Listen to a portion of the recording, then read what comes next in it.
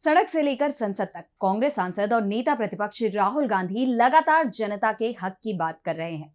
फिर चाहे वो मणिपुर का मुद्दा हो या केरल में आई प्राकृतिक आपदा का, लोको पायलट्स की समस्या की बात हो या फिर दिल्ली के दिहाड़ी मजदूर की या फिर वायनाड के बेघर लोग, राहुल सबके बीच गए, सबसे मिले, सबका दुख दर्द जाना। हाल ही में सोमवार को भी राहुल ने कूलियों से मुलाकात कर उनकी समस्याएं सुनी। इसके अलावा मोची रामचैत से राहुल की मुलाकात की तो हर कोई चर्चा कर रहा है। और इसी सिलसिले में बुधवार को संसद में राहुल ने वायनाड का मुद्दा उठाया, तो वहीं सरकार के आगे दो मांगे भी रख दी। तो बुधवार को ही राहुल ने संसद परिसर में लोको पायलट्स के एक दल से मुलाकात की और राहुल उन्हें लेकर रेल मंत्री अश्विनी वैष्णव के पास भी गए, जहां उन्होंने राहुल के नेतृत्व में रेल मंत्री को अपनी समस्याएं बताई। राहुल गांधी को मिलते इस समर्थन ने मोदी सरकार की चिंता को जरूर बढ़ा दिया है, क्योंकि अब परेशान लोग सरकार के पास नहीं, विपक्ष के नेता के पास मदद की उम्मीद से पहुंच रहे हैं। और राहुल गांधी लोगों की समस्याओं को सुनने के साथ ही उनकी परेशानी को दूर करने की कोशिश भी कर रहे हैं। राहुल के बढ़ते कद और सक्रियता पर ही आज हम अपनी स्पेशल रिपोर्ट में करेंगे बात।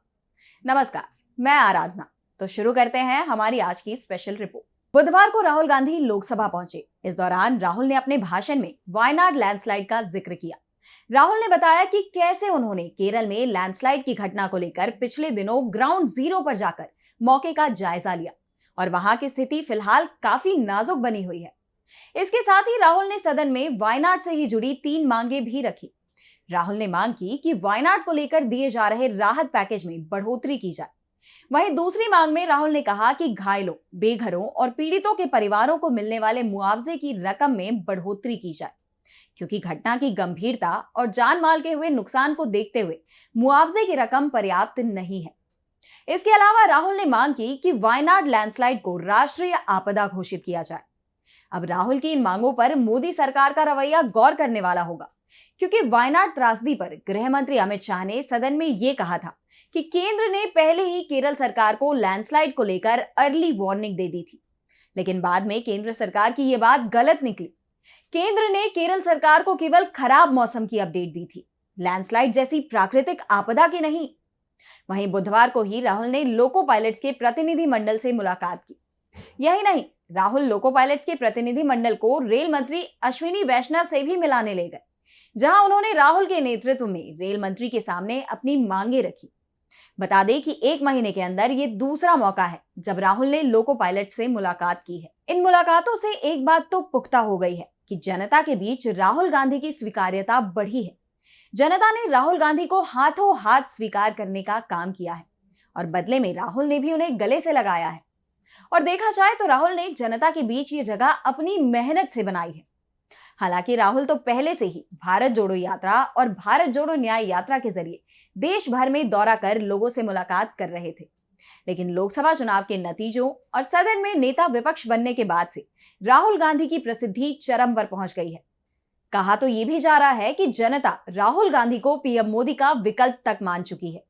ऐसा इसलिए क्योंकि अपनी तमाम मांगों को लेकर छोटे बड़े संगठन केंद्र सरकार की बजाय राहुल गांधी से ही न्याय की आस लगाते दिख रहे हैं।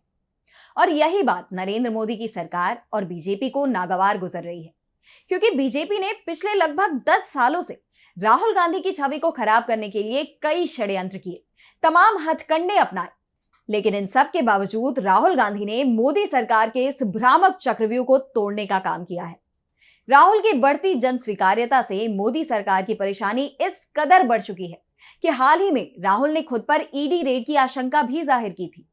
राहुल ने बताया था कि उन्हें ईडी के अंदरूनी सूत्रों से जानकारी मिली है कि ईडी किसी भी समय उन पर रेड कर सकती है।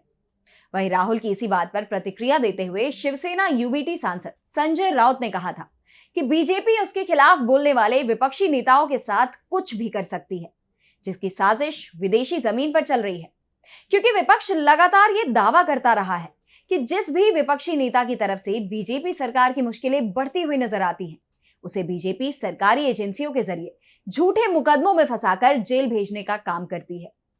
लेकिन बाकी नेताओं की तरह मोदी सरकार के लिए राहुल गांधी को गिरफ्तार करना इतना आसान भी नहीं होने वाला है।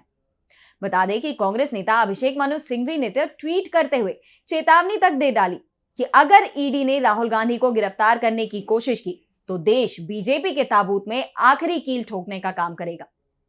सिंघवी की यह चेतावनी इस बात की ओर भी इशारा करती है कि अब बीजेपी पिछले एक दशक की तरह अपनी मनमानी नहीं कर सकती। वहीं अब देश को भी इतिहास का अब तक का सबसे मजबूत विपक्ष मिल चुका है, जिसकी अगुवाई राहुल गांधी कर रहे हैं। और सबसे बड़ी बात कि राहुल के साथ करोड़ों देशवासियों का समर्थन भी है। इसलिए अब राहुल को गिरफ्तार करना बीजेपी के लिए किसी भी तौर पर आसान नहीं होने वाला। और अगर बीजेपी किसी तरह से राहुल को गिरफ्तार कर भी लेती है तो ऐसा करके वो अपने ही पैरों पर कुल्हाड़ी मारने का काम करेगी। बता दें कि मंगलवार को भी संसद परिसर में राहुल ने 11 सदस्यों के किसान प्रतिनिधि मंडल से मुलाकात की थी। लोको पायलट्स की तरह यह भी महीने भर में दूसरा मौका रहा जब किसानों की राहुल गांधी के साथ मुलाकात हुई। मंगलवार को किसान यूनियनों की मांग को लेकर 11 किसानों में बलबीर सिंह, राजेवाल, सुनीलम, दर्शनपाल सत्यवान, हनान मुल्ला, रंजन रामचंद्र कशीर सागर, प्रेम सिंह गहलावत, अविक साहा, तजिंदर सिंह, रमिंदर सिंह और राकेश टिकैत ने राहुल से मुलाकात की थी। यह मुलाकात राहुल गांधी के संसद दफ्तर में हुई।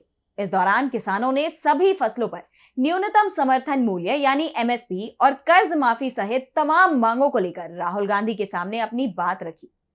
बता दें कि संयुक्त किसान मोर्चा दिल्ली कूच की तैयारी कर चुका है और 15 अगस्त को स्वतंत्रता दिवस पर किसानों की तरफ से देश भर में ट्रैक्टर मार्च का ऐलान किया गया है, जिसे लेकर किसानों से संघू और शंभू बॉर्डर समेत दिल्ली से लगने वाले तमाम बॉर्डर पर पहुंचने की अपील की गई है। बता दें कि इस कूच के दौरान किसान 3 नए क्रिमिनल कानूनों की प्रति को भी जलाएंगे। बता दें कि 13 फरवरी से अपनी मांगों को लेकर किसान संगठन शंभू बॉर्डर पर डेरा डाले हुए हैं, लेकिन हरियाणा सरकार ने पटियाला और अंबाला के बीच शंभू बॉर्डर बंद कर रखा है, जिसे लेकर पिछले दिनों सुप्रीम कोर्ट ने बॉर्डर खोलने का भी आदेश जारी किया था, जिसकी मियाद 17 जुलाई को खत्म हो गई थी। और अब माना जा रहा है कि बहुत जल्द शंभू बॉर्डर को एक बार फिर आम आवाजाही के लिए खोल दिया जाएगा और इसी उम्मीद में किसान संगठन अब तक बॉर्डर पर डटे हुए हैं। राहुल की इन तमाम मुलाकातों से एक बात तो साफ हो गई है कि देश की जनता और तमाम संगठनों का केंद्र सरकार से भरोसा उठ गया है, क्योंकि तमाम कामगार संगठनों को अब राहुल गांधी में ही उम्मीद की किरण दिखाई दे रही है। ऐसा नहीं है कि इन संगठनों ने सरकार का दरवाजा नहीं खटखटाया था, लेकिन अब यही बात मोदी सरकार को खटकने लगी है, क्योंकि शैडो पीएम होकर राहुल गांधी वो काम करते हुए नजर आ रहे हैं जिसकी उम्मीद लोग प्रधानमंत्री से करते थे। कहा तो यह भी जा रहा है कि विपक्ष की बढ़ती विश्वसनीयता को देखते हुए अब राहुल गांधी को एक शैडो मंत्रिमंडल भी बना लेना चाहिए, क्योंकि नरेंद्र मोदी के साथ साथ पूरे मोदी मंत्रिमंडल से लोगों का भरोसा उठता जा रहा है। ऐसे में लोगों को विकल्प की तलाश है और मौजूदा वक्त में लोगों को राहुल गांधी समेत मजबूत विपक्ष में सरकार का विकल्प दिखाई दे रहा है।